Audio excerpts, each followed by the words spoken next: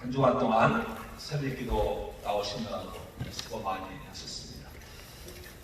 내일 새벽은 쉬시기 바랍니다. 오직 성령의 열매는 사랑과 희락과 화평과 오래 참음과 자비와 양선과 충성과 논리와 절제니.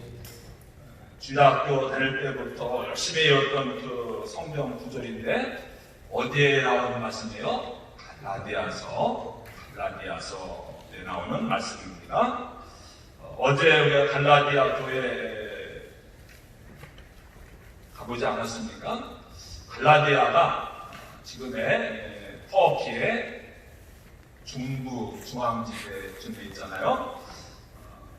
바울의 고향에서 가까운 곳이었고 그곳에서 복음을 전하다가 가장 먼저 바울이 이방 세계에 가서 복음을 전했던 곳이 갈라디아. 오늘은 갈라디아라고 대답하시면 다 맞아요. 그리고 맨 먼저 이방 지역의 교회가 세워졌던 곳들이 갈라디아 이 지방입니다. 그래서 이고니온 또 루스드라 어제 보셨는데 생각납니까? 안디옥, 더베 이런 곳들 가운데 있는 곳이 갈라디아 있는 교회들. 갈라디아서는 빌립보서처럼 그 빌립보서는 빌립보 교회에 보낸 편지잖아요.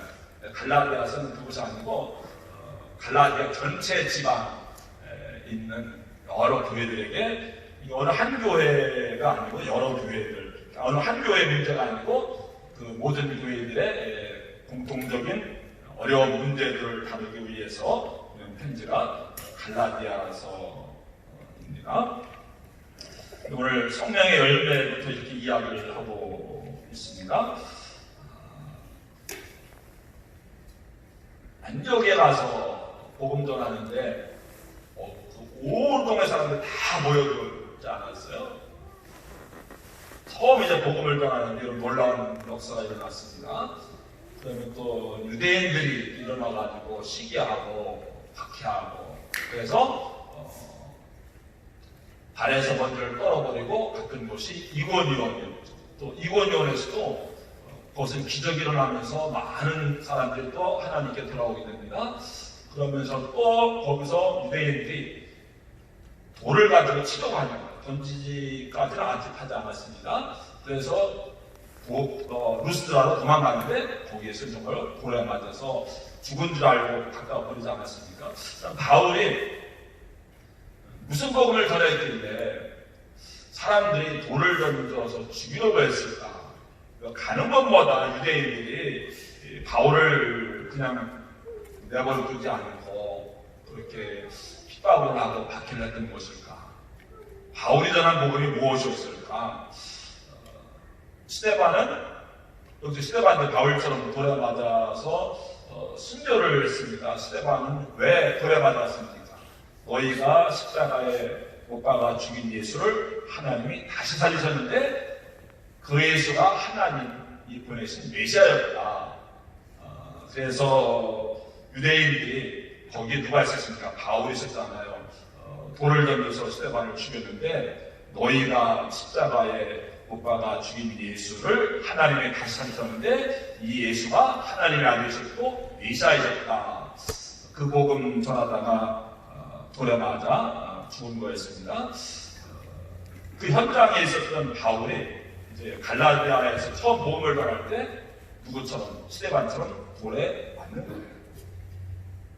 스데반처럼 죽진 않았지만은 돌에 맞는다. 우리가 하도 많이 들어서 그저 그런데 이렇게 감동 은혜가 없는데 생각을 해보세요.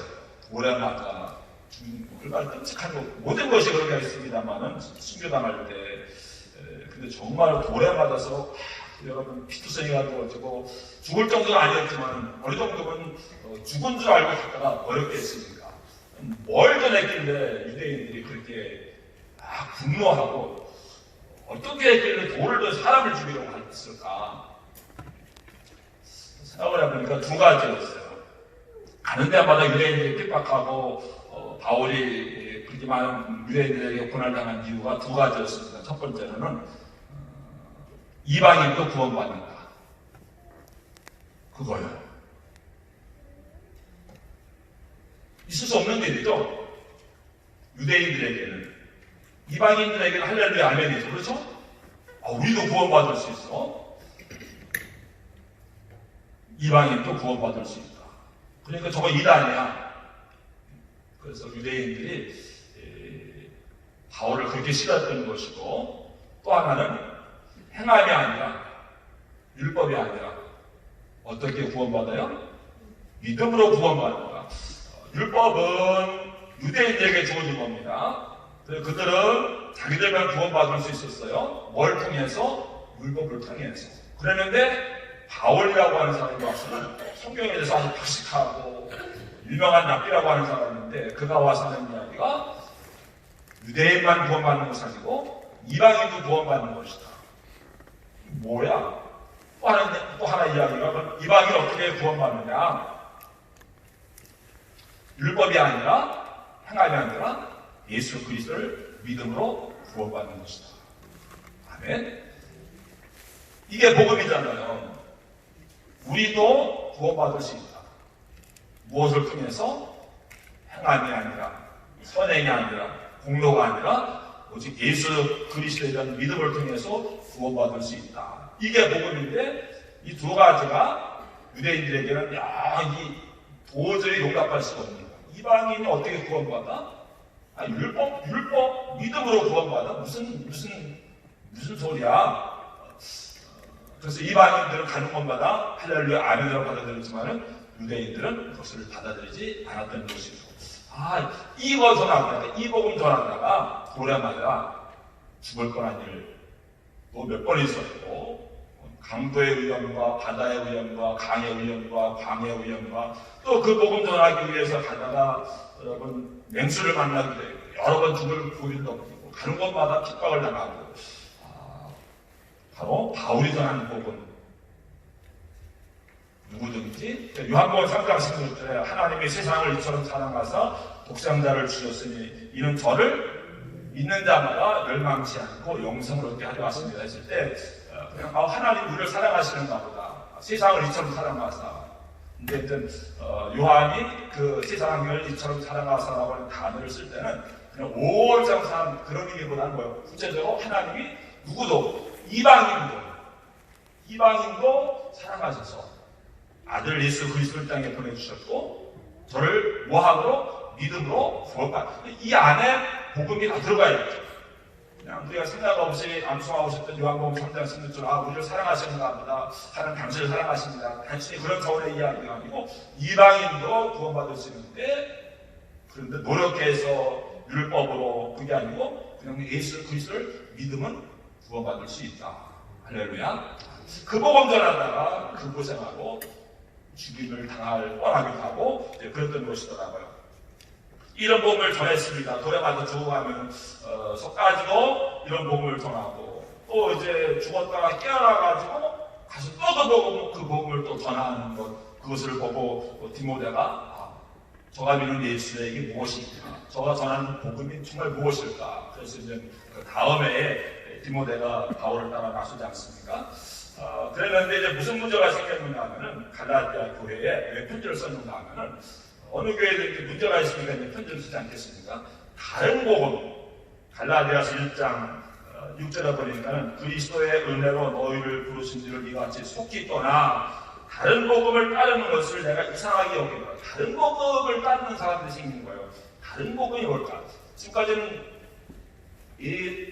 바울이 전한 복음, 내가 전한 복음, 예수님에게서 받은 복음을 전했는데, 그 복음 전하고 그 복음 믿고 아멘하고 교회 들어왔는데 바울이 떠났습니다. 다른 거 전도 여행을 해야 되니까. 그리고서 또 와서 보니까 또 들려오는 소식이 사람들이 몰래 들어와가지고 다른 복음을 전했다는 거예요. 다른 복음. 복음에 다른 복음이 있습니까? 네, 다른 복음이 있습니다. 바울이 전한 복음은 내가 성경을 연구하거나 베드로를 통해서 배우거나 그래서 내가 깨달은 복음이 아니고, 하나님이 계시를 통해서 비밀스러운 천기를 나에게 누설해 주셨다. 내가 연구한 것도 아니고 베드로에게 들은 것도 아니고, 이것은 하나님은 나에게 1장 12절에 나옵니다.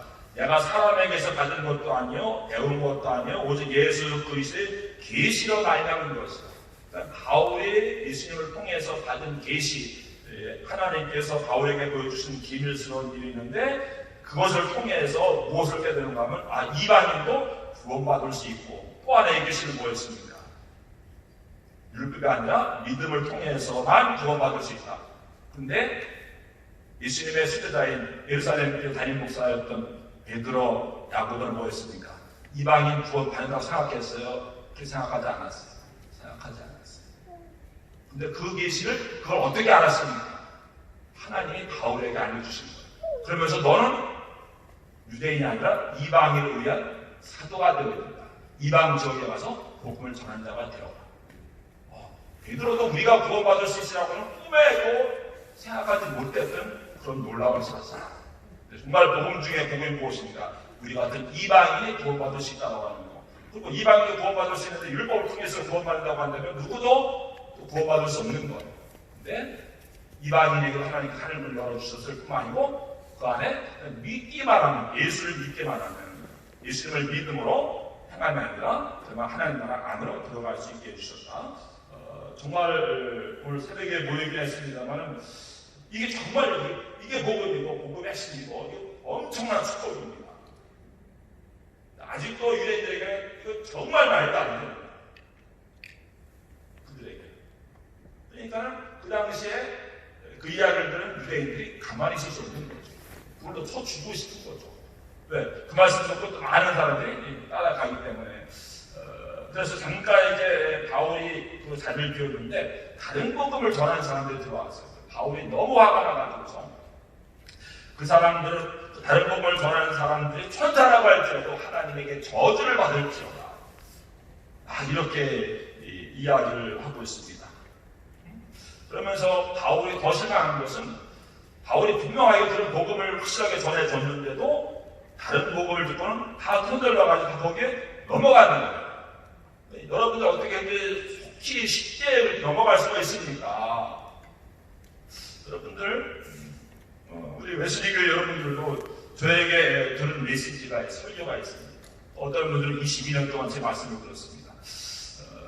그러는데 제가 전한 복음과는 설교와는 다른 이야기를 해주면은 어떻게 해야 됩니까? 그래, 거기 넘어가시는 분들이 있을까요? 없을까요?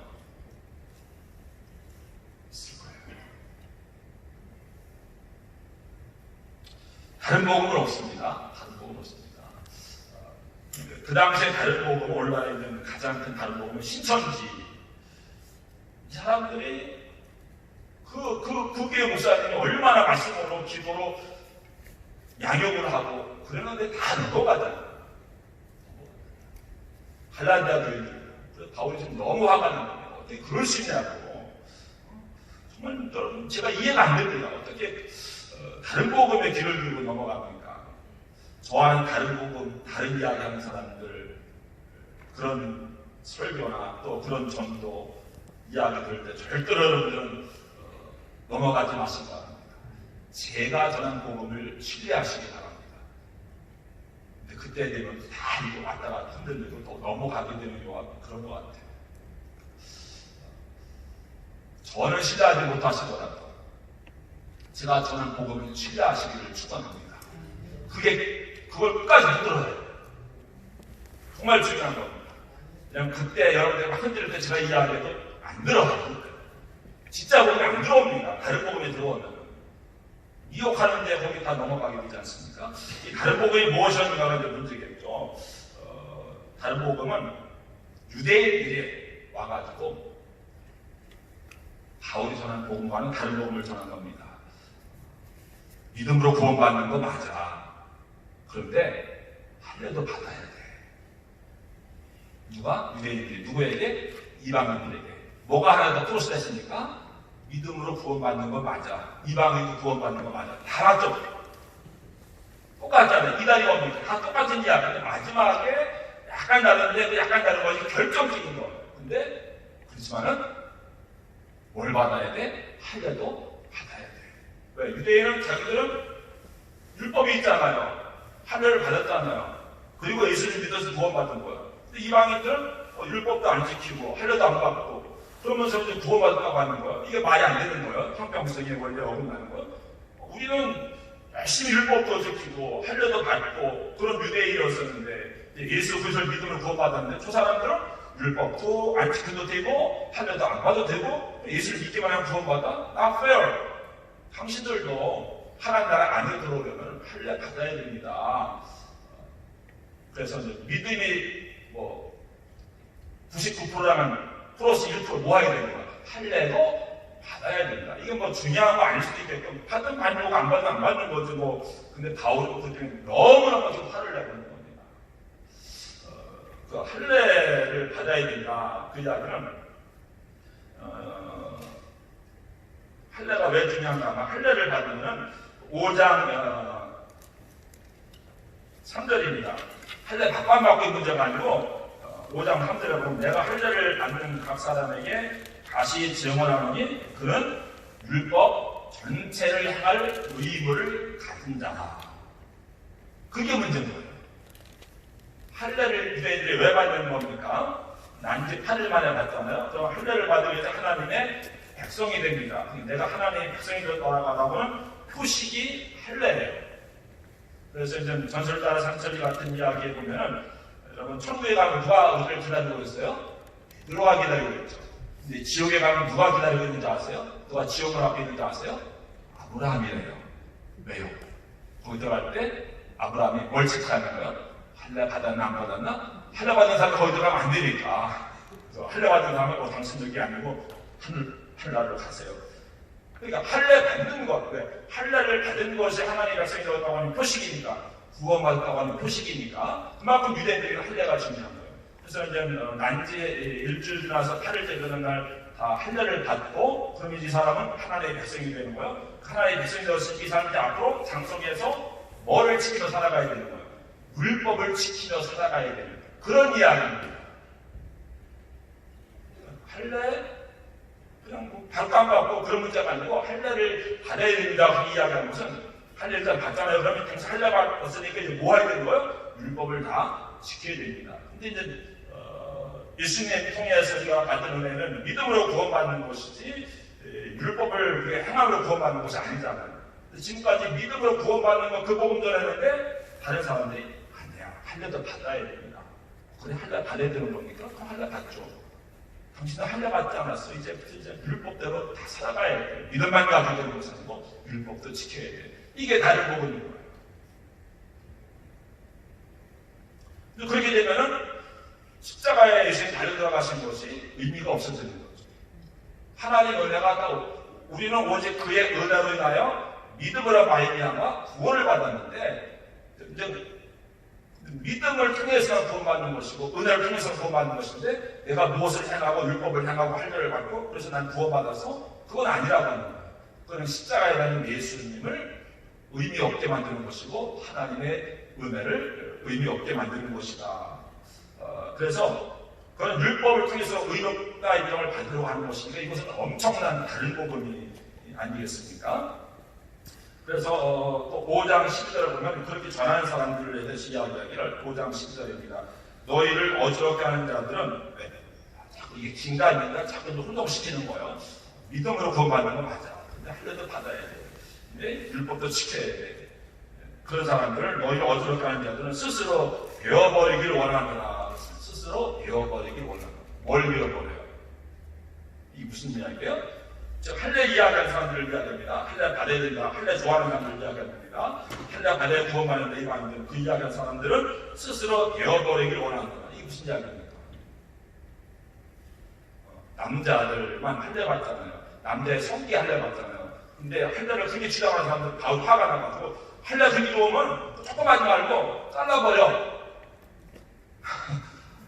그 이야기는 근데 성경이니까 이렇게 거시기를 잘라버리고 옛날에 거시기 잘라버려 그 이야기입니다. 바울이 얼마나 화가 난지 아시겠죠? 남자의 성기에 할례를 하는데 그 할례 자꾸 하는데 그 좀 할례 왜 조금마다 다 봐도 잘라버려. 성경에 이런 말도 있어요. 거시기를 잘라버리라 그런 뜻입니다. 그런데 그런 사람들은 예수님에게서 떨어져 나간 사람들이다. 그래서 그들에게 저주가 있을지어다. 그렇게 이야기를 하고 있는 겁니다.